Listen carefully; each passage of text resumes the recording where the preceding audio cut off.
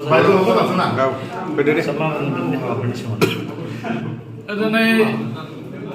जोङो बे गसाइगाव थानाय इउपिपिएलनि जिल्ला मावख'आव मोनसे बरायनाय हाबाफारि लादों। बे बरायनाय हाबाफारियानो जाहैबाय बिपिएफ दोलोनिफ्राय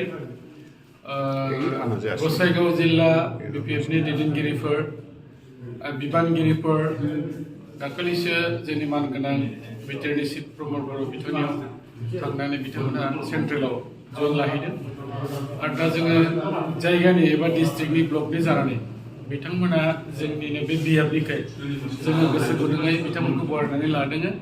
मानो होननानै बुङोब्ला बिथांमोना इउपिपिएल दोलोनि नीति आदर्शखौ मोजां मोननानै आरो बे दलावनो बिथांमोना खामानि मावनो होननानै फैदों। दा बेनिखायनो जोङो गोसो गोथारैनो बिथांमोनखौ बरायदों आरो लोगोसेयै बिथांमोनजों जेसेबांनाखि माखासे सापर्टारफोर दङ बिथांमोना फैजोबनो थाखाय थियारि जानानै दङ आरो नैबे जे बिथांमोननि जयनिं जानाय बेजोंहाय मोनसे जे इंगित जों मोननो हाबाय जे थारैनो सराइबिल बियाबावबो दा 2 तारिखआव बिपिएफ दोलोआ जे सिखारफिननो हागोन बिनि जे इंगितखौ जों नुवाखै। मानो होननानै बुङोबा बिथांमोननि गासिबो दैदेनगिरि आरो जाय सापर्टारफोर दंमोन बिथांमोनानो फ्राय फैजोबखाबाय।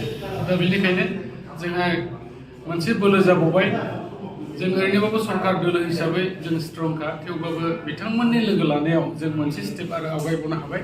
फैबाय थानाय समनि जे बिसायख'थि बे बिसायख'थियाव जोङो गोरलैयैनो गसाइगाव साब डिभिजनाव थानाय मोनबा जे बियाब दङ श्रीरामपुर, जमदुवार, सराइबिल, कुसुगाव आरो गुमा बे मोनबा बियाबाव जोङो मोजाङैनो देरहानो हासिगोन।